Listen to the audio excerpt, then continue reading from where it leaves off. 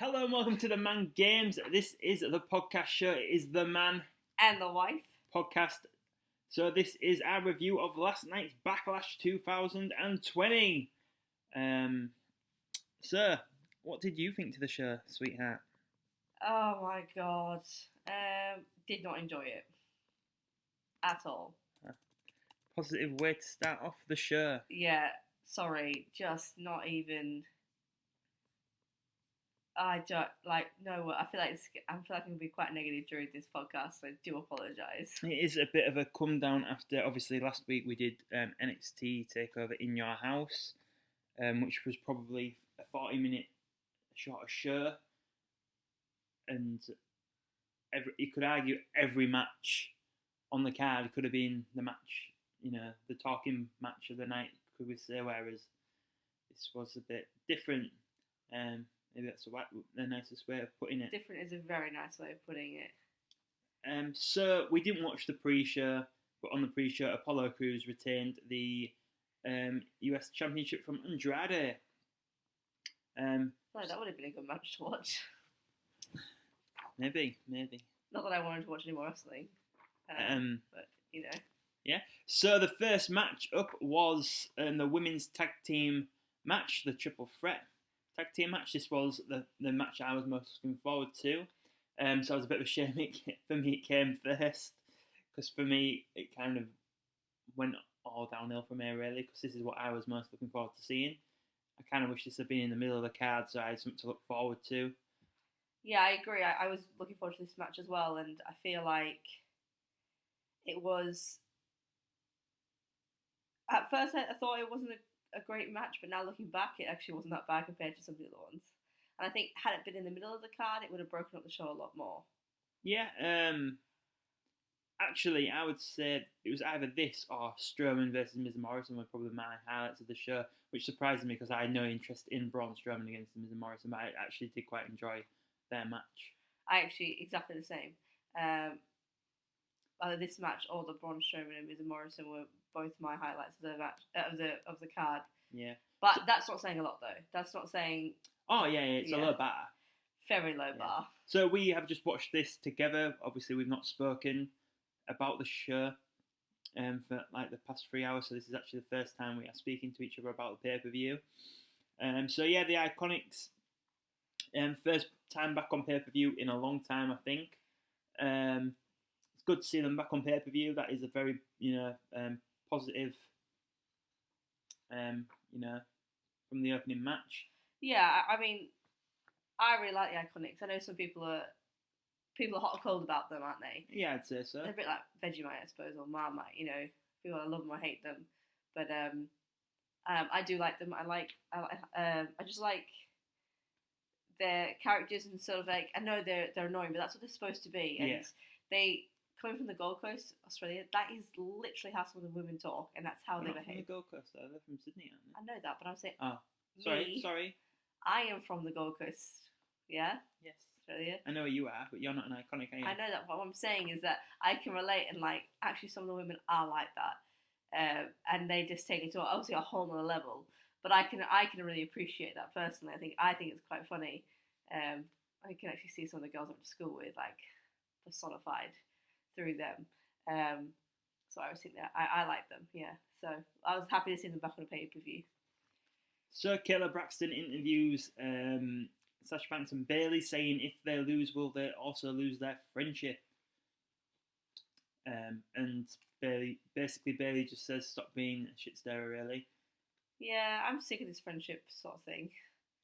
Oh, I think I prefer it now than I did maybe the first time they were tag team champions. Yeah, but it's just like, how long has this been going on for now? Oh, it's been going on a long time. I really do like Sasha Banks now that, like, I went through a very cold period with Sasha Banks, I would say, but now I really like Sasha Banks. I feel like every time she's on TV now, she really looks the part. She always looks like a star, whereas, some people don't. Some days they care, some days they don't. Yeah, no, I agree. I think Sasha looks fantastic, and she's doing a really good job of her character at the moment, but just this friendship thing at the moment, I don't know, I'm just over it. I just, me personally, just, I don't know, It's been for me. It's been going on too long. Yeah, no, I can definitely see that. The only thing that when they do break up, obviously, who's going to be the heel, who's going to be the babyface? I don't really want Sasha to turn babyface again. Then can Bayley turn babyface so soon after she's just turned? I don't know. I don't really see an angle how it's all going to make sense really. But hopefully, they will do it the right way. And Don't hold maybe your breath. I was going to say maybe we'll move on from this Bayley and Sasha topic. So the match was like a triple threat rules. So there was 3 women in the ring at once. I think I actually prefer it when there's only 2 and then you have to tag in and out. I know some people say it doesn't make sense because why would you tag in a team that isn't yours? But I don't know. I feel like the structure of the match is kind of better when there's only 2 in the ring at once. But maybe that's just me. Yeah, I like this structure because I am one of those people that says, well, why would you tag somebody else in? You're losing the opportunity to win the belt or win the match. But I know it gives you a rest. But I like that they did this. For me, in my head, it makes more logical sense. Yeah. So it starts off with Bayley, Nikki, and Billie Kay start the match off, don't they? Yeah. Quite soon, Billie Kay gets sent to the corner and knocks Peyton Royce, off the apron. It's just a bit of a standoff with all the women in the ring. It happened a few times, that didn't it? Yeah. When at one point there's Bliss, Banks, and Peyton Royce in the ring, and there's lots of times like quick roll-ups and sort of that sort of stuff. I just felt it was a little bit messy. Just a little bit. Do you not agree? Maybe slightly. Okay. Peyton Royce did a nice spin kick on. Was it Nikki? I can't actually remember who it was actually, but I remember the move. I just don't remember who she did it on, but it was very nice, kind of like how Booker T would used to do it back in the day. I know that Bayley was mocking Billie Kay's Australian accent at one point, so that was quite funny. Yeah. There's a really good double team by Bayley and Sasha Banks on Billie Kay, where Bayley holds Billie Kay up, and then Sasha Banks kneed her in the head. Yeah. That was really good. Peyton Royce with a double crossbody, which ended up taking everybody down outside the ring. That was really good actually. Yeah. So getting to the end of the match, because it wasn't a particularly long match, was it? No, it went just under 9 minutes. The crowd were chanting, "This is awesome." I don't really like this WWE fake crowd, really. No. But we'll get to that later on in the main event. So Alexa Bliss gets a Twisted Bliss onto Peyton Royce, but then Sasha gets in and she steals the pin. She steals it for a roll-up on Bliss and wins the match, so they retain. Yeah, probably the right people won, really. I would love to see the Iconics win the tag titles back. Like I said in my weekly roundup show yesterday, Iconics are the only true women's tag team, so it makes sense. They should be the tag team that no one can beat because they are the one and only team. Yeah. That's why I'm a bit worried they're going to split them up because a few weeks ago Billie Kay slapped Peyton, and then obviously you saw on this show the accidental knockover. Yeah. It would just be silly to break up your only tag team, women's tag team, especially now you've got an actual women's tag team division. It just doesn't make any sense to me. It doesn't at all. But I mean, what can you do? I know Beth Phoenix isn't a full-timer, but when her and Natty teamed up for that little bit, it actually did feel like a proper tag team. Whereas, I don't feel like Alexa Bliss and Nikki are really a proper tag team. I really want them to split up now, and I don't really like Alexa Bliss being a babyface, but then I'd rather Nikki turn heel on her and her be more the psycho that she used to be in NXT. I'd rather that than I agree. Than a babyface Nikki Cross against a heel Alexa Bliss. Yeah, I don't like the babyface Nikki Cross. It just doesn't. She just plays that psycho so well, doesn't she? And I feel like she hasn't really had a chance in the main roster. The main roster to do that, and I think it'd be really good if they gave her that chance. Yeah. I feel like she's always been a bit, not of a joke, but it's just like a side. Well, the whole Sanity thing was just a joke when they called them up. Yeah. Right? They just never. They were so strong in NXT, and then it just sort of It's just if the main roster doesn't get it, then they don't get it, which is really sad. So we saw Nikki Cross's first match on the main roster when she fought Becky Lynch. Yeah. At Manchester, which was obviously really, really good. But moving downhill from there, didn't it? Yeah, it sure did. But moving on, next up we had a backstage segment of Braun Strowman parking his car, which has been mended. It kind of annoys me when the champion gets out of the car and they don't have the belt. I just feel like the belt's meant to be the most important thing, so why wouldn't you always have it, on your shoulder or in your arms? Yeah, that's true. But yeah, maybe that's just me being a bit old school there. I don't really know what the point was of showing this. I mean, maybe it was because later on his car gets smashed up again. But I think that was literally the point. Yeah. Of it. I could have done, could have done without it. We're not stupid. You could have just said that it's Braun Strowman's car, and we would have known. Yeah. We're not going to question you. But yeah, next up then we had an advert for www.shop.com, buy all their merch, etc.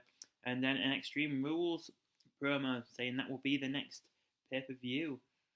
We will be doing a podcast reviewing an old Extreme Rules pay-per-view in a few weeks. Yes, we will. Have we decided which one yet?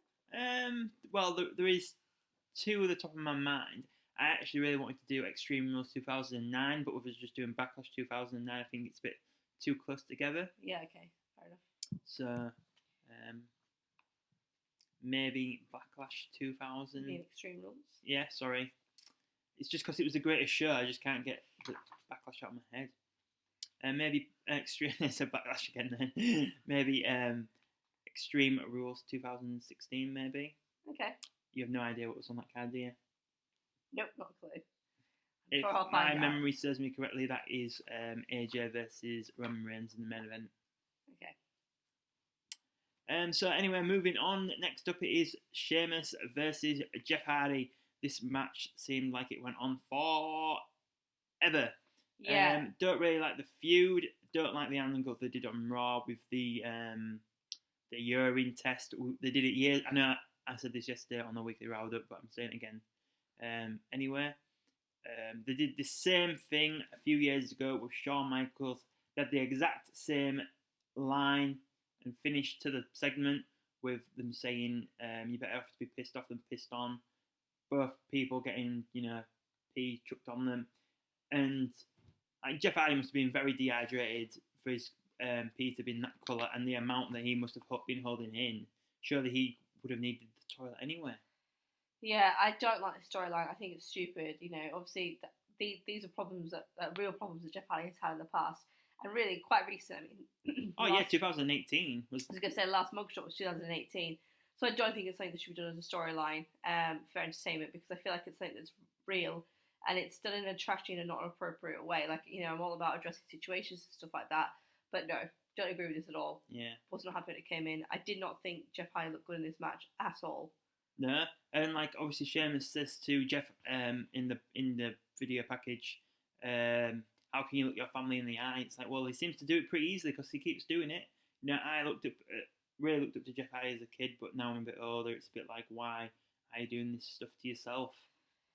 Yeah, I don't know. I feel like this is going to be probably taken really badly, but I don't like Jeff Hardy's gimmick anymore. Like this whole, obviously been doing the same thing, hasn't he, for years, and I just feel like he's a bit like an old man now, doing his reliving his youth with his same sort of the face paint and the rocking and the. Yeah, no, I do get that. And I just think, and I think in this match he looked like a bit of an old man. I think just and he came back at WrestleMania 33 with Matt. I was going to say, I've got that in here. That was incredible. When they came back then, that was a massive high, I think. Yeah, but then as soon as the Hardy Boys split up, it seems like Jeff's not done anything really good. I know obviously he was off for a long time with an injury, but he had the Hell in a Cell match with Randy Orton, which wasn't very good. I don't think. I think he was only in the match because his dream has been to have a Hell in a Cell match. So I think that's the only reason why they did it.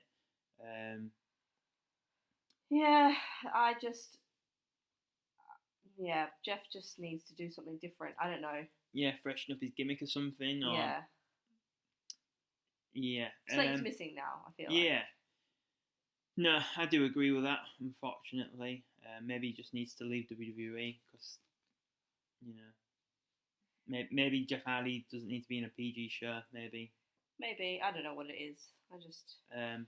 But back to the match. there's 3D graphics on the screen. There was in the first match. I'm not a fan of these 3D graphics. I think it's a bit. I don't really know what the word is. It's just I just don't like the look really. I think I don't really like. I suppose like projections like that on screen. Yeah, it's unnecessary. You don't really need it, do you? Yeah. And it's like all the wrestlers used to have their own entrance video, and they don't have that anymore. But they have these stupid graphics. I would rather watch, like a little, maybe 5 seconds of Jeff Hardy doing his top moves, and then going into watching Jeff Hardy's entrance than this thing on the screen. Do you know what I mean? I know what you mean. And also, Sheamus returned in January.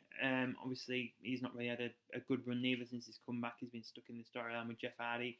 He had a little feud with Shotty G. I feel like Sheamus deserves better things also, really. Yeah. Some good spots in the match. Outside the ring, Jeff runs and jumps onto the steps and takes out Sheamus. Then he bounces Sheamus' head off the announcer's table.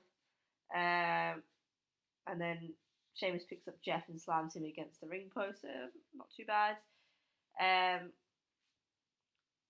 So Sheamus does the Irish Curse backbreaker on Jeff twice. Yep. When he first debuted in ECW, that used to be his finishing move, doing one of them. And I thought, I really like it. It's like a new move that I've never seen before. Yeah. And then a few weeks later, he just starts doing the Razor's Edge as his finishing move, and then later on the Broad Kick. It's just like wrestlers try to do these new things to get themselves over, and then it's like they get told just to do something that someone else did anyway. Like obviously Test used to do the Big Boot as his finishing move. Scott used to do the Razor's Edge. Yeah. Let someone be unique. Let them have their own finishing move. Obviously, Sheamus does really like the move because that's why he still does it. But yeah, Sheamus gives Jeff a very stiff knee. Yeah. Whisper in the Wind, which was actually really good. Yeah, that wasn't too bad. There was a white noise from Sheamus, which looked really good. The Texas Cloverleaf, a submission hold that I really like. Probably just because Dean Malenko used to do it when I was a child. I've even got in here. Even the crowd looks bored, and aren't they paid to be there? Probably, yeah. Even they look bored. And then there was that creepy Hardy chant from the crowd. Did you hear that? Like the NXT or whoever they are, they're like a really creepy like Hardy or something like that. Oh yeah, it sounded like I do remember now. Yeah. And I just thought, what on earth? What? It sounded like something like in a cult or something. It didn't sound like fans chanting. It sounded. It didn't. It sounded like they're trying to, I don't know, start something. I'm not sure, but yeah. I think this match went on far too long. How long was it? What was your It time? was, if you moved your notes off the laptop, I'll be able to see. 16 minutes, 50 seconds. Wow. And to be honest, I thought it felt longer than that. I thought it felt about over 20, 24 minutes-ish, personally. Yeah. So twist of hate, the Swanton Bomb. Sheamus gets his foot on the rope. Probably my favourite spot of the match was when Jeff did his run around the barrier and then hit a Broad Kick. I think that's probably the best spot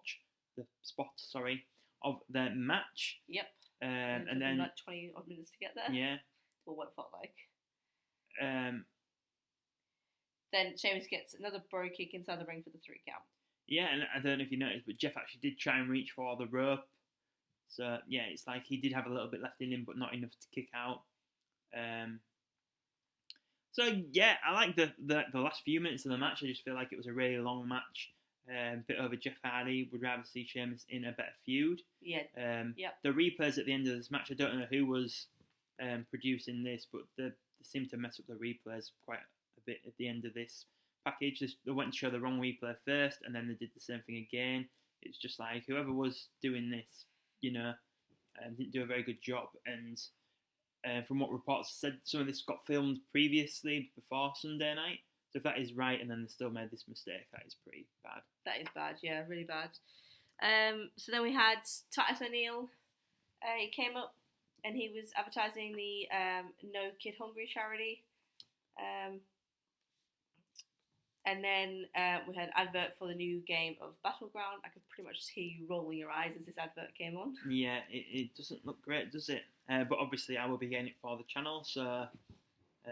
let us know if you're excited for this yeah, game. let us know in the comments if you are excited for Battlegrounds. Let me know if it is worth me spending my money, even though I'm going to have to anyway.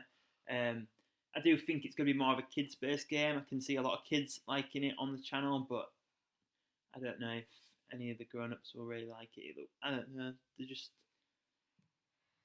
It's very like childish graphics, I would say, and Yeah, it'll be interesting to see. Then we had a backstage interview with Kayla, Miz, and Morrison, and Kayla's announcing that the new rules are for if they will to win the Universal Championship, they won't be co-Universal Championship. It'll be a sole Universal Championship winner. So. What do you think to Kayla Braxton? Like as a backstage interviewer, or like just a personality? Did she do that interview before with Sasha and? Yeah. Okay, that was the same person. I didn't even consider her. I really like Kayla Braxton, actually. I think she's a really pretty girl. I think she's really good at her job. She does the bump on the network, I think. Not that I watched that. But yeah, I think she could be like the next Renee Young, I think. Oh yeah, okay, I can see that. That's more where I was going with it. Right, I just hadn't paid any attention. I'm sorry. Yeah. She has a really good interview with Lillian Garcia on her podcast, which is worth listening if people haven't listened to it. Okay.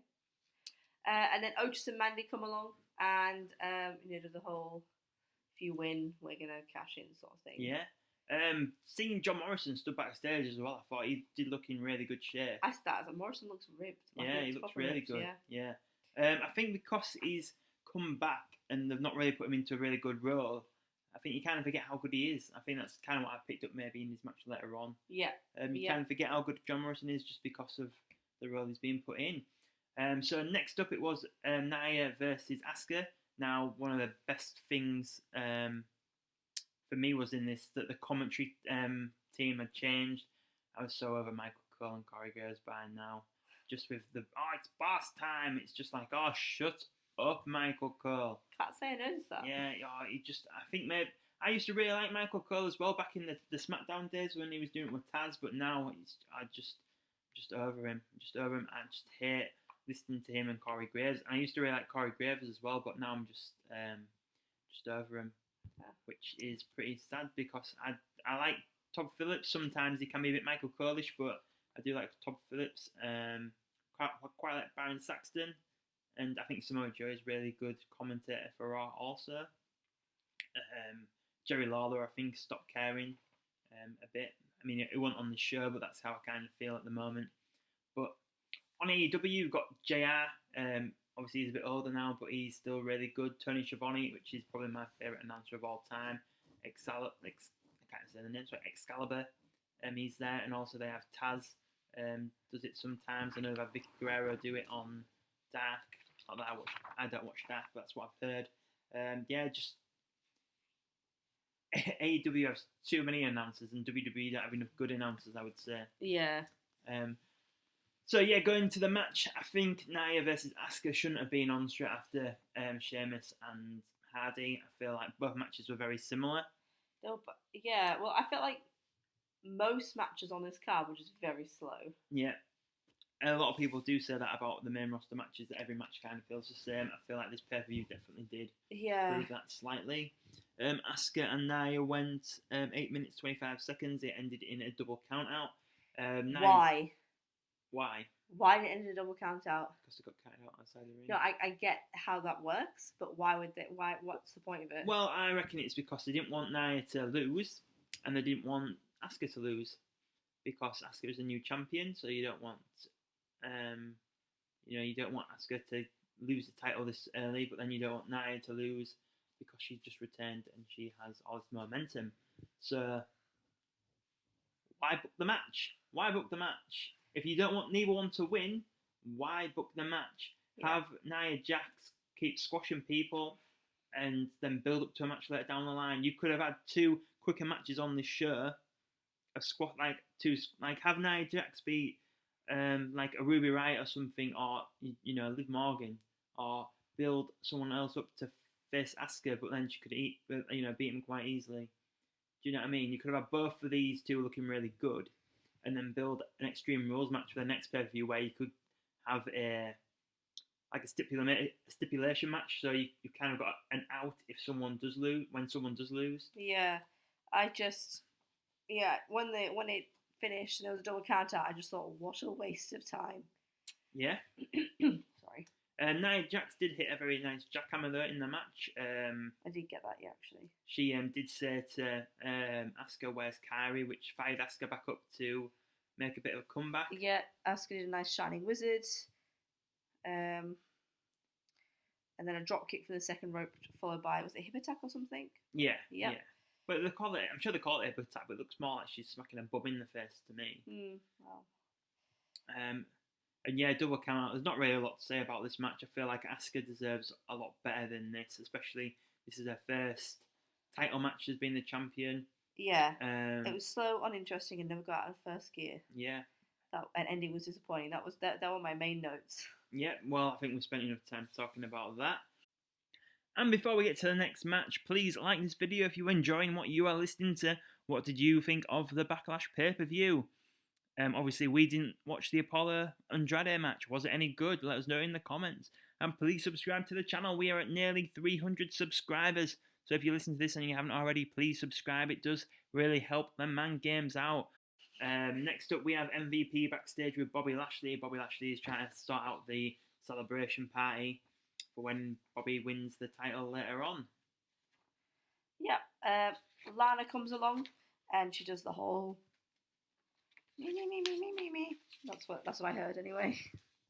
Whinging, and MVP quite abruptly shuts her down and says, "This isn't my fault.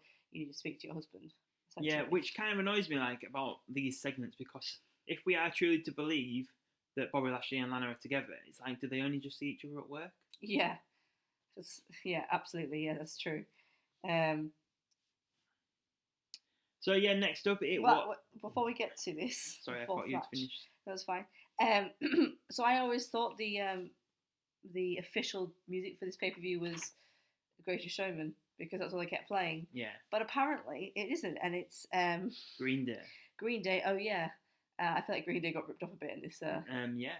Is this a new album or a new song, or I didn't realise Green Day was still a thing. I don't know, but couldn't believe that they actually had a different official song than what they've been playing the whole entire time.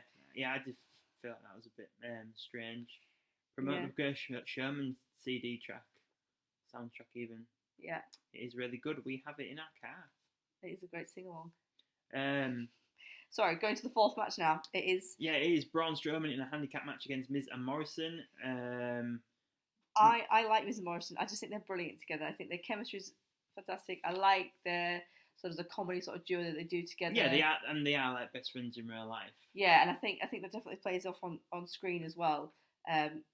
Just the way that they are together. I really like that. I like the video package that they put up together, bringing it all bringing the whole feud together, I suppose. Yeah, I don't really know why they had them lose the tag team titles, really, because they've not done anything with the New Day since they've won the titles again. Yeah. So yeah, I feel like Miz and Morrison should still be tag team champions, really. But moving on, I'm not sure if this Strowman Express is a new thing or if I've missed it on SmackDown, because obviously I only been watching the highlights at the moment. So I don't know if this is actually a new entrance and it's been going on a while. But I don't like. Well, it's not that I don't like it. I'm just worried it's a new thing that Michael Cole's going to be like, it's a Strowman Express. Do you know what I mean? It's going to be like the new Boss Time or the new. I don't know. He likes to say things stunning, like catchphrases like Finn Balor, the extraordinary man that does extraordinary things, and the artist Shinsuke Nakamura. Just like, shut up.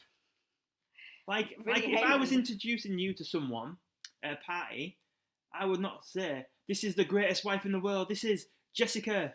I'm just giving your name away on air, sorry.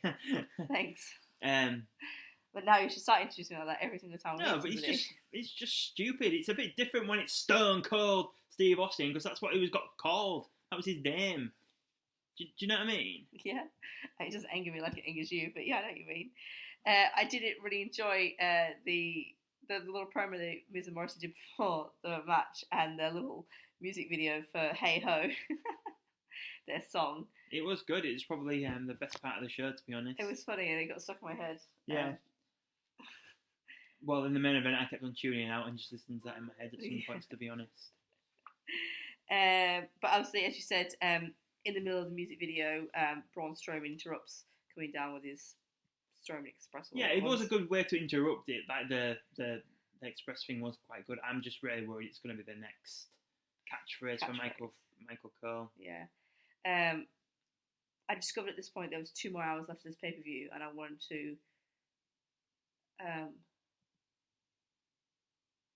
Sorry. There's just a massive pigeon in our garden, and it kind of just caught my attention. Wow. There's 2 more hours after this pay-per-view, and I thought, oh my god, how can we win the 4th match, and there's still 2 hours to go? Yeah. God, give me strength.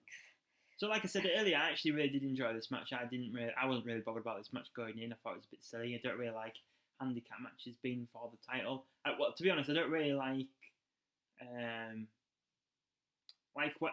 the Backlash pay-per-view we reviewed that went up yesterday when the world title, the WWE Championship was on the line for Randy Orton in the 6-man tag. Didn't really like that stipulation neither. Not a fan of title belts being in online handicap matches. Yeah, but I mean, yeah, I can see what you mean there. But I felt like this match was really good. Anyway. Oh yeah, it was really good. It was nice to see the Miz back in a Universal or a World title picture. John Morrison's never really had the opportunity, so it's nice to see him in. That's part of the card. It's just a shame it was in the middle of the card. For him, for it being, not sure if it is. I don't think it is his first title match on the pay-per-view, but it definitely is since he came back. It was not. It definitely wasn't a serious thing for them, was it? It was definitely more of a. Yeah. Yeah. But my favourite spot of the match was actually so the match has been going a little while, and the Miz goes to tag John Morrison, and Morrison's not there. Yeah. And he's just so sad because he's got no one to tag in. And then he has to face Braun. Yeah, that was good. That was probably my favourite part of the match, to be honest. Just a little funny moment. Miz gets some it kicks in, but then Braun gets a massive chop across Miz's chest. Miz on the top rope off the tag takes down Braun. There's a nice double team with it's like a skull. Yeah, skull crushing finale, that double team move. Yeah, that was really good. Yeah. Morrison did a nice dive over the top rope on Strowman as well. Yeah, so then Morrison goes for the pin after that skull crushing finale double team, but Miz pulls him off, which I think obviously playing into that storyline of there can only be one sole Universal Champion, and that Miz. And I feel like it did protect their finishing move. If that's going to be that, I don't know if they've done it before. I don't remember seeing it before, but I haven't. No, I feel like that did protect their move because when he kicked out of it, it's cost the worst. It didn't even kick out; it got pulled off. No, but then he lets him pin him again, doesn't he? Oh yes, but it's been So he gets pulled off. Then he goes to pin again, but obviously it's been a substantial amount of time. So when it does kick out, okay, sorry, I do apologise. No, it's okay.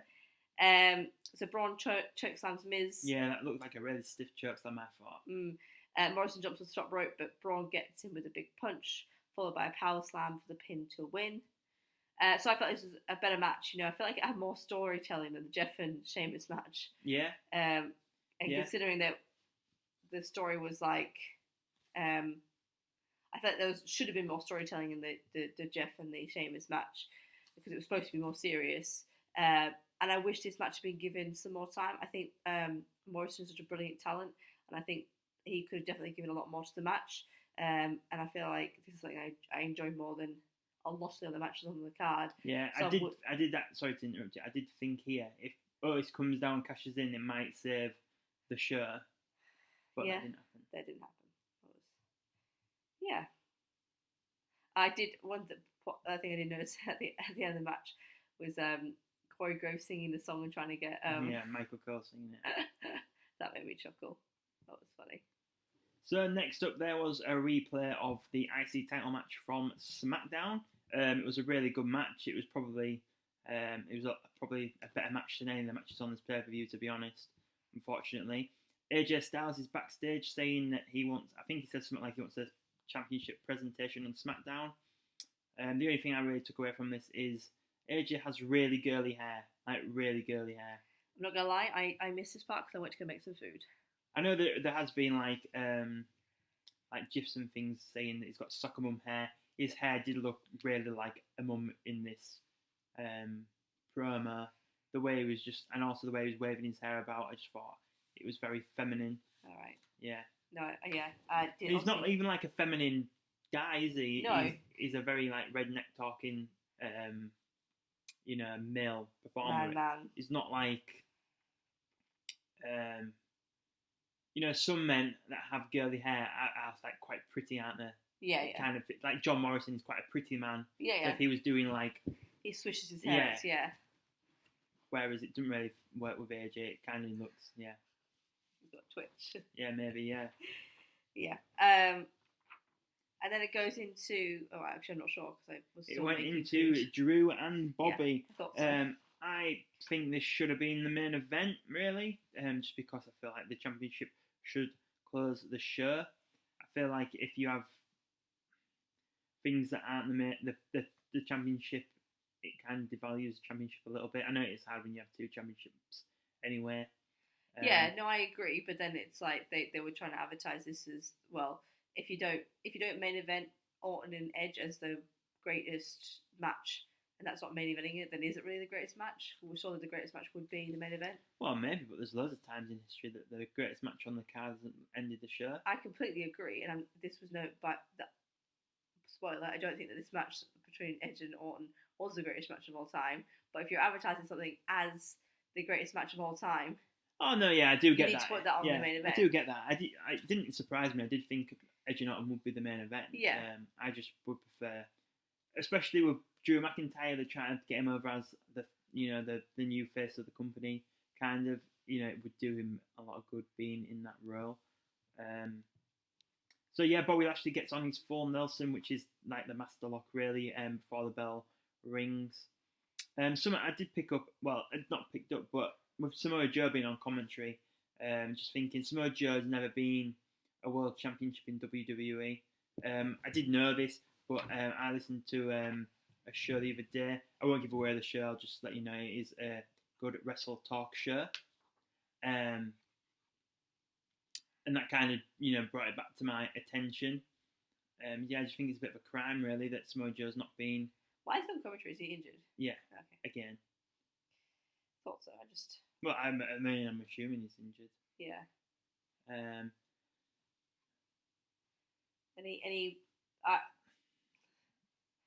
There's a sort of story in this when Bobby Lashley keeps doing stuff and Drew McIntyre keeps kicking out at one, and you can see Lashley's getting really frustrated. Yeah. And that made Drew McIntyre look really strong.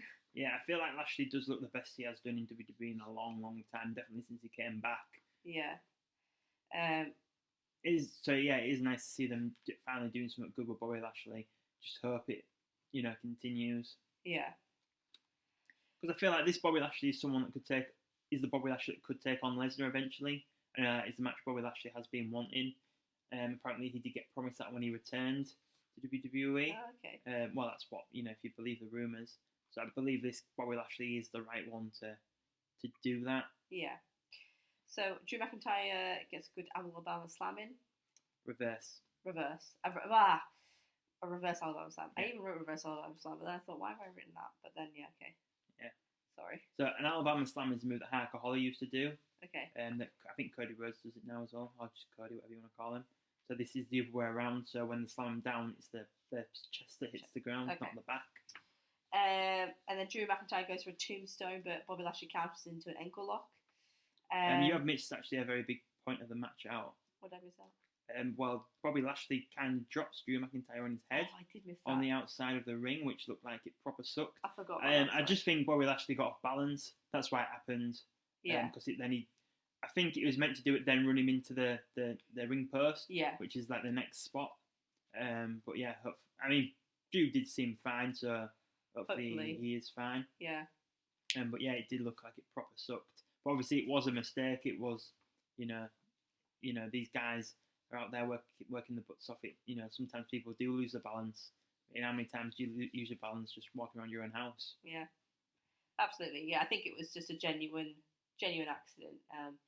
Hopefully, McIntyre's fine. But he did finish the match off, and was no, from what we could see anyway, true damage. Hopefully.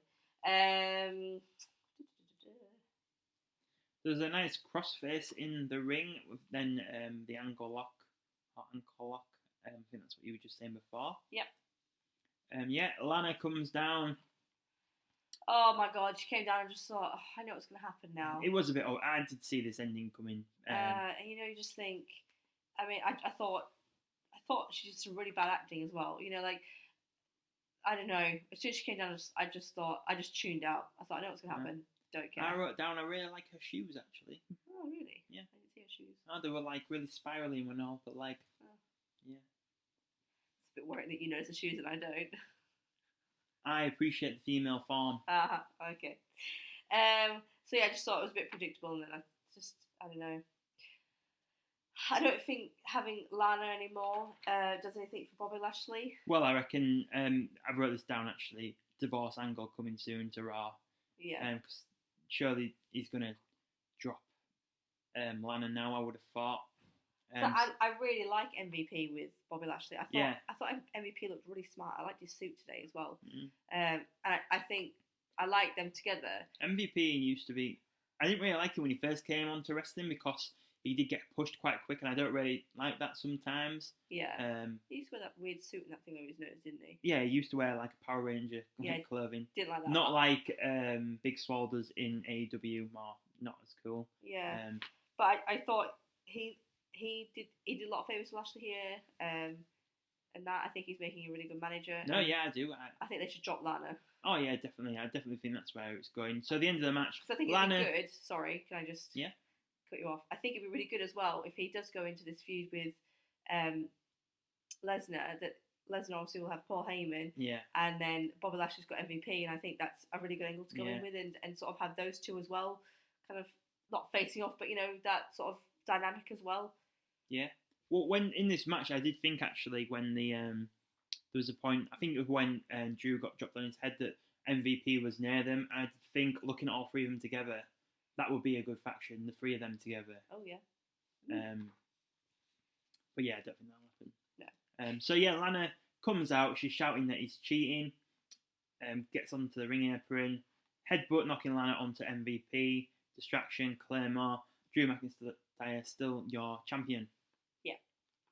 And then Drew blows a kiss into the camera. And that's it. Yeah, pretty much. So yeah, divorce angle definitely coming to Raw. Hopefully they do. Hopefully it's not just like a throwaway angle. Hopefully they do something good. Actually, they had a wedding, so you might as well actually have like a divorce court or something. Do you know what I mean? Yeah. I just don't want. I don't want this. I want Bobby Lashley to keep building, and I don't want this thing with Lana to ruin it for him. Does that make sense? Oh yeah, you don't want it too comedy, but I think there is. If they did it right, they could do it. You can do it right, but WWE don't always do it right. They have done it in the past, though. They have, but I'm not saying they always, but sometimes they do. But if they make it too comical and too much of a joke, and they make Bobby Lashley out to be a massive joke, then I feel like it's going to ruin him. And I'm more thinking of like when so back in the day, Triple H and Stephanie McMahon were going to renew their wedding vows, and Triple H finds out that she's faked her pregnancy, and then Triple H like turns on her in it, and then pedigrees of Vince, and that was really cool. If it could be something like that, maybe. Okay. Like not like over the top silliness, kind of like serious but still good at the same time. Yeah. Okay, fair enough. Hopefully, we'll see. We'll soon find out, won't we? Yeah. So next up, it was the Viking Raiders and the Street Profits. Right. I don't really understand this because on Raw they've been doing this 1 week they've been bowling, anything you can do, I can do better. Yeah, playing golf. So it's been all like light-hearted banter, really. Yeah. So why did they start off with them brawling backstage? I don't really think that. So was it what I'm confused about, and maybe it's because we missed the pre-show, but we thought there was going to be a match for the tag team titles. Well, the referee says at the end, your match is up next. Yeah. What are you doing? Your match is up next. But then the match never came. Very confused. I felt like this was just literally a filler to make up. Oh yeah, to get to 3 hours. Some parts of it was good. We'll get to that in a minute. But yeah, going back to the beginning, I did think this doesn't make any sense. They've been having banter with each other really. Why would they be having this intense brawl backstage? Just at least to start off this segment with, because then it does go a bit comedy and. Yeah, so Profits end up getting golf clubs, and then the Raiders have their shields, an axe, and then a bowling ball. Then they all put their weapons down. Then they start brawling again. Then was it Ivar has a flashback with his bowling ball in his hands, and then he rolls the bowling ball into Montez Ford. Sorry, yeah, into his. He's so good, Ford. Like his facial expressions in his acting in this were really like comical. You know, well, even like Ivar, his stuff was really good. I just think. I think they are brilliant, and I think they're fantastic actors. I just thought this was. I was tired anyway. I was over this pay-per-view anyway, and then this came along, and I just thought, oh my god, it's just. Did you see the appearance from an AEW superstar in this segment? Do you mean Akira Tozawa? No. No. There was a wild Matt Hardy on a truck picture in this segment. I just thought, you know. Did not say that. Yeah, when they're outside the performance center, there was a truck with Matt Hardy's face on it. I thought, it's a bit, you know, wow. Surely you could have like put something over that. Did not notice that at all. Yeah. So, anyway, one good spot. Not just one good spot, but a really good spot was when they go through the glass door or glass window. It was a window, yeah. That did look pretty good. That did surprise me actually, because we have been actually at the performance centre. We have. So to see them, you know, break through the front of it was a bit, you know, oh wow, I can't believe they've actually done that. Yeah. And then I did actually quite laugh when I've said, let's take this outside. And yeah. They're all like, we are outside. Yeah. But then a load of motorbikes turn up. So it was Akira Tozawa. I could tell it was Akira Tozawa through his helmet. All right.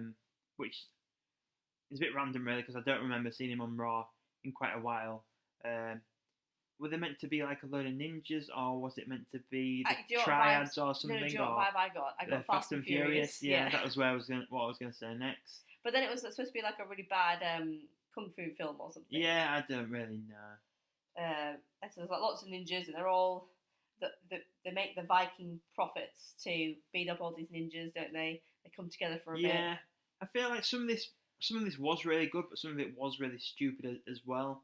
I feel like some editing person needed to be there to say that is stupid. We need to take that out, but you can leave this in. I feel like, do you know what I mean? Yeah. Some of it I did quite like, and other bits I thought if one of my friends that wasn't watching wrestling was watching this, I'd be embarrassed. Yeah, definitely, yeah. Yeah.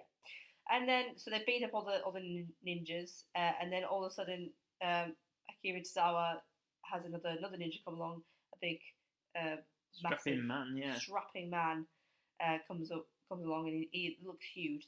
Yeah, and it never actually paid off who he was, neither. No idea who it is. And because the camera was showing it from the floor, I actually thought maybe it's someone that isn't actually that big. And it'd be a joke. Yeah, I thought maybe it's like a Shelton Benjamin or something. Yeah, but we don't know who it was. But they did do a very good job of making him look big. So then the Viking prophets run away, but then they start fighting each other again, and they end up in a bin. Yeah, so and also when they go off the top into the bin, it is right on top of a picture of No Way Jose on the truck as well. All right. Someone else that's been got released. So it's like, why are you doing this right where, you know, like the only Justice Day showed the Matt Hardy, but I thought it was just, you know, we could say AEW superstar was there kind of thing, even though they weren't. Yeah. But yeah, to do this right where No Way Jose was, it's a bit, you know, come on, you could have moved the bin more to the left or something, so it would be over the face of Finn Balor or something. Yeah. And then, so they're in the bin, and the ref comes along and says, "What are you guys doing? Your match is next." The segment ends, and there was no match. Yeah, so I was confused. Yeah, me too. Yeah, I don't really like I said before. Some of this was really good. Some of it was a bit stupid. I think they just need the right person to say this was bad, this was good. Yeah. And crop it. So yeah, next up it was the greatest match in wrestling history. It was Randy Orton versus Edge. Charles Robinson was wearing a classic blue referee top and the black bow tie. This is how I remember Charles Robinson as a child. What you know, wearing this kind of attire. I did think though the blue made him look a bit older though, to be honest. Yeah, I thought it was nice to see him in his old school though. He's got a lot older though, isn't he? Well, yeah, because he's older. Yeah. Obviously, I've been watching him on TV for 22 years. Yeah, so he'll be looking Fresh as a daisy, is he? Yeah. That's a bit harsh. If you saw me, you'd probably be like, oh, you've got older. So, what did you think to this match? So people complained that their match at WrestleMania was too long. Their match at WrestleMania went 36 minutes, I do believe. How long do you think this match went on for? Oh, it has to be over 30 minutes, surely. 44 minutes and 45 seconds. Oh, now, I actually put world's longest match. It's crazy to think that like Sting and Ric Flair did a 45-minute draw back in like '88, and this is like this now. Do you know what I mean? Like I'm not saying like matches can be this long. The match between Omega and Page against the Young Bucks, one of my favourite matches this year, I think was that long, but it didn't feel that long. This just felt like it went on forever. Yeah. And it wasn't the world's greatest match or whatever, it was just them performing other people's moves. Yeah, that's like half of what my notes say, actually. I gave up writing them down. Yeah. So Edge got a nice big boot onto Randy at the beginning of the match. I did notice that Randy Orton seems to have some new knee pads, which I thought looked really good, because normally I think he just has, black ones, whereas these were like RKO ones, which I thought looked really good. So you said to me, so Edge headbutts Orton and busts him open, and you said, what did you say to me? Orton's bleeding, and then I said I don't mind when that happens, when they get busted open the real way. In the real way, because it was obviously an accident. It didn't mean to happen. The blood stopped quite quickly, so it did make it look vicious and awful. And you think, oh god, that's gonna hurt. But for me, then it didn't take away from the rest of the match. I think he did blade. You do? Yeah. Oh. I think he did blade because they wanted to put over, this is the greatest wrestling match of all time. Oh. And if it was pre-recorded, they but could you said that so smugly, didn't you, when I said that? They could have edited it. Yeah, they could have. But then I saw the ref frantically trying to get some gloves. So if they were planning on blading, why didn't he not have gloves in his pockets? Did you not see that? Yeah, I saw that. Maybe just to make it more real. I don't know. That was the only thing we actually spoke about the match before the podcast. That was about the 3 words we said to each other all for the full 3 hours. Yeah, I was tired. I didn't really want to speak anyway. And this pay-per-view wasn't exactly putting me in a good mood. Okay. Well, so I mean, that's just, I might be completely wrong, but I think that Andy did blade. Maybe he did to try and. But to me, it wasn't like, because obviously, so I don't actually like blading at all. I just think it's annoying, and I especially think if they do it wrong and there's lots of blood, I don't like to see a lot of blood anyway, and I get turned off matches. So when this happened, I didn't think it was blading, and it cleared up quite quickly, so I bet you were really smug when I... Well, that's just my opinion. I could be completely wrong. I wonder. But yeah. I do think that they did to try and add to the match, because they are saying this is going to be the greatest match in wrestling history. Yeah, I didn't really like... Sorry, we skipped past it, but I didn't really like the opening, this is the greatest show, etc., blah, blah, blah. I did like the Howard Finkel thing, because it is obviously nice for them to do that after he passed away a few months ago. I didn't really like the music. And I don't get this. No, the music's not right. It's not. The whole point is you have entrance music to come to the ring, so you don't need then more music in the ring. But anyway, we'll go back to that. There's a nice Edge dodged RKO, which is really good. Yeah. Edge did chop Randy Orton really hard, and Charles Robinson's face made me have a little chuckle to myself. Was that what the modified neck breaker is? No. Oh, chop. Like a chop, like a... Yeah, sorry. I said shocked for a second. But there was a good modified neck breaker as well. And the announcers are really pushing Edge's like weak neck and his neck injury, aren't they? I think they're going to do that for the rest of his career. Oh, yeah, they will do, absolutely. My favourite point of the match, was so Randy gets Edge on the announcers table. I don't know if you picked up on this, because he only says it really quietly, but he whispers to Edge, "I'm gonna effing kill you, mother effer."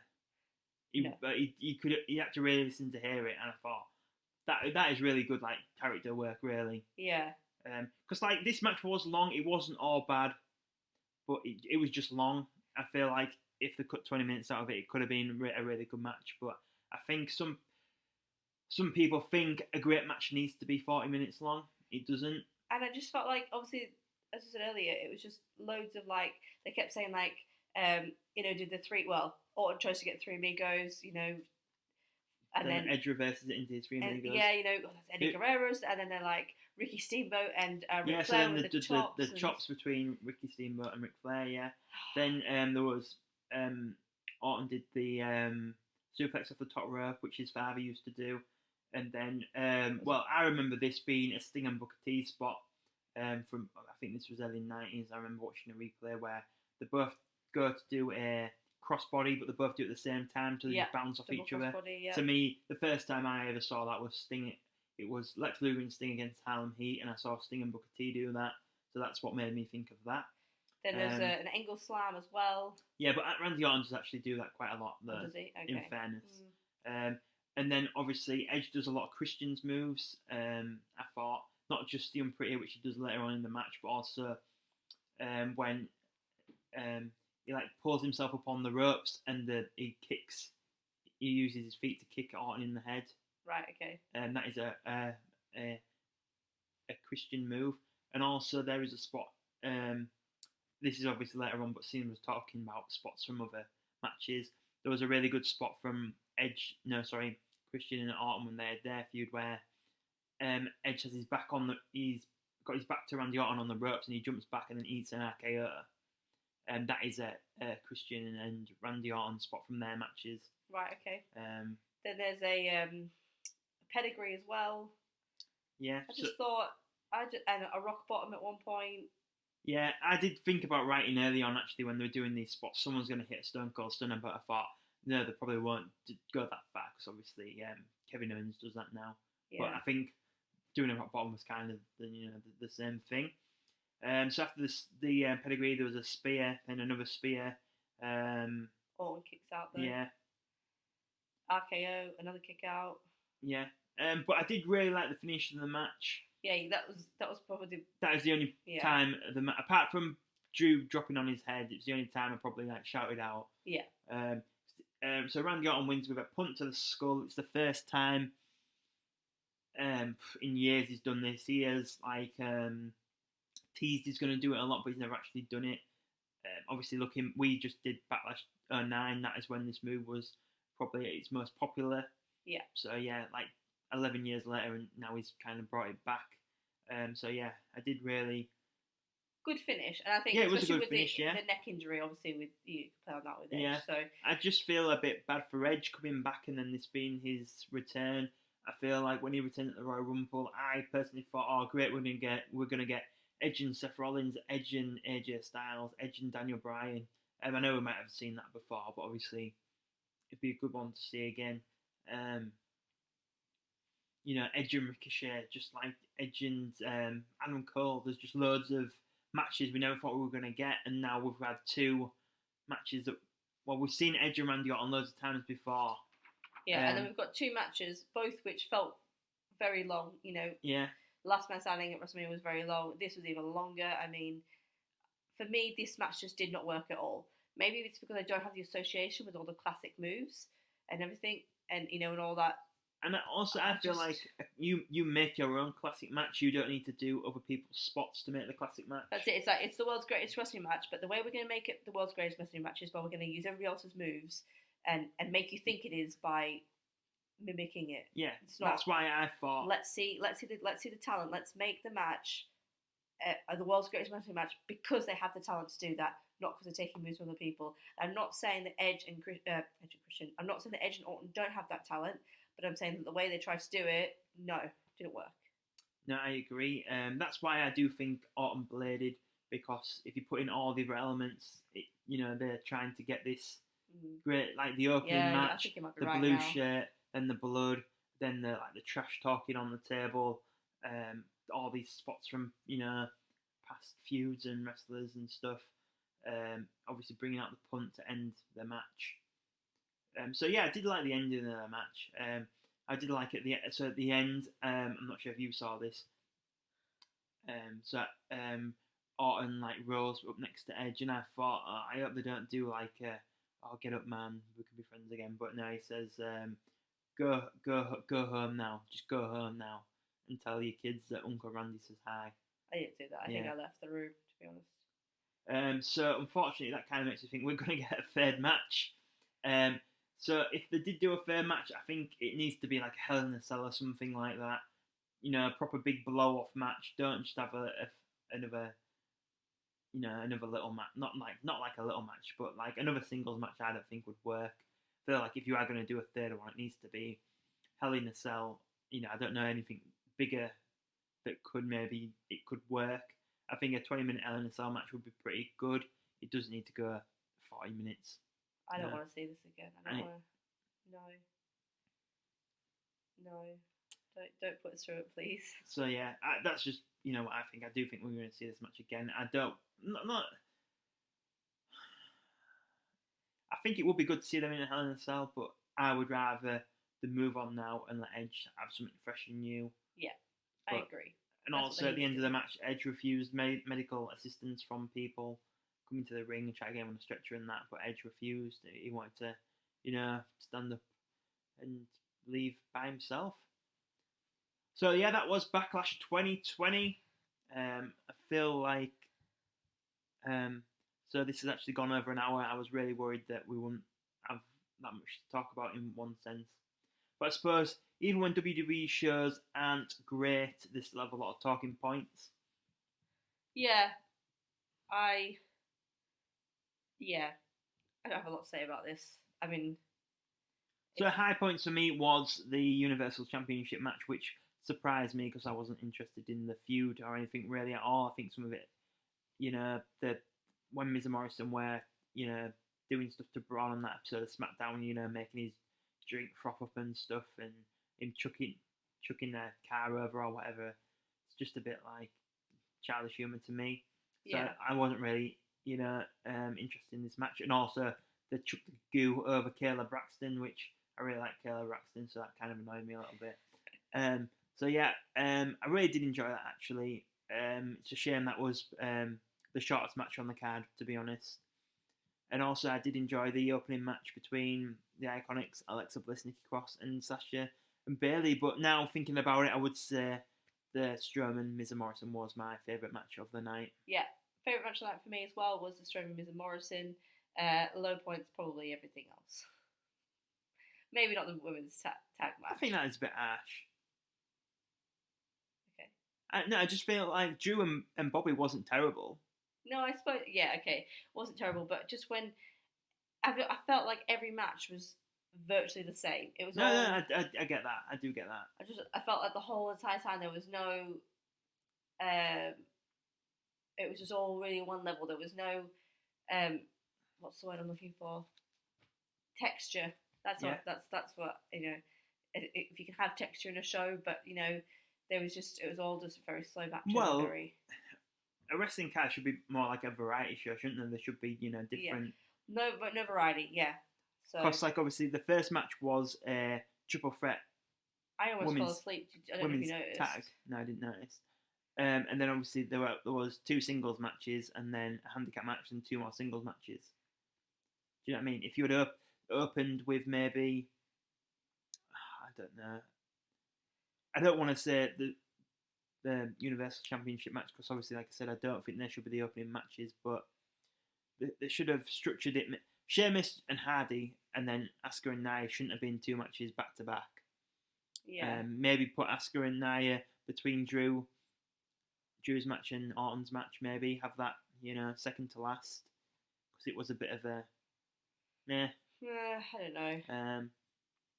So yeah, low points for me would probably be. I feel like it should be Nia and Asuka, but because that Sheamus and Hardy match went so long, it might even be that. Yeah. But I did actually like the ending to the Hardy and Sheamus match, whereas I didn't like anything about Asuka and Nia Jax. So yeah, that not a great pay-per-view to have to watch and review really. Obviously last week we did NXT in Your House, which was an excellent show. So we got, obviously both mornings we've got up early to watch this so we can get in and reviewed it. Was not bothered last week about getting up and watching it, getting up early for NXT in Your House. Thoroughly enjoyed it. This week I begrudged it. Sat there this morning and I just thought, oh my god, why have I woken up early for this? That's what I thought. Yeah, no, I completely agree. It's a shame because there is some really talented people on the card. They just need to use them right. yeah, I hope Bobby Lashley's momentum keeps going and he becomes a bigger star. I hope he stays with MVP. I hope we do see some kind of divorce angle with him and Lana. I'm not really sure where not the IC title, the Universal Championship goes from here. I think the Fiend will be back soon. Obviously, in real life, JoJo's just had another child. That's why he's not been on wrestling for the past month. I would have thought so. Hopefully, this Sheamus and Hardy feud ends because I'm over it. Yeah. Well, I was never into it, and I am over it.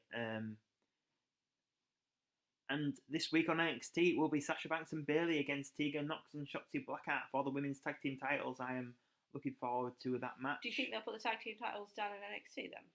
I think Bayley and Sasha are definitely returning, but I think they're just doing it because they want NXT to have a bit of star power. Right. Because their ratings are down. Yeah. But it is sad because Total Bellas don't have. Well, on paper it doesn't look like they have really good ratings because I think the early ones were getting like 1.1 million viewers, and now they're only getting like 690,000 or whatever. Do you know what I mean? Yeah. But that is still more than AEW. That's still more than NXT at the moment. That's crazy. It is crazy. But I suppose Total Bellas reaches more of a. It's not just a wrestling audience. To get the wrestling audience, then the very reality TV show. Reality TV. Yeah. There's lots of women that don't watch wrestling that probably will watch that because they like the Bella Twins. Yeah. So yeah, I've just found them a bit annoying. And obviously we watch it together because you like it more than I do, I'd say, now. You just turned off through the night because you got so angry by it. Yeah. So Brie wanted to buy Nikki a pool fence. And it just really annoyed me because why would you think you have the right to buy something for someone else's house? It just really annoyed me. I know. I could tell when we turned the TV off and said we're not watching this anymore. No, it really, yeah. It really annoyed me. Just because I don't want to sound like sad, but like, who do you think you are? Like, what, And then she rung her and said, "All right, me and Brian are going to buy you this fence. We'll go halves you in this fence. And we'll go halves on you." It's just a bit like, well, hang on, you're telling me what I want in my house, and I have to pay for half of it. It just really annoyed me. Hit a nerve. Yeah, hit a nerve. Yeah. Yes. Anyway. But yeah, so we've ended Backlash talking about Total Bellas because that was. Apparently more interesting. It is more interesting than the pay-per-view. Yeah, we could have a conversation about a pool fence more than Edge versus Orton. Yep. So if you enjoyed this podcast, please give it a like. Let us know what you thought in the comments. Was this the greatest show in wrestling history? Do you want to see a divorce angle between Bobby and Lana? And when will Sheamus and Hardy's feud end? So that was all from the Man and the Wife podcast. Please subscribe to the channel. We are nearly at 300 subscribers. It will be great when we get there. We have bonus content ready to go up as soon as we get there. Thank you for listening.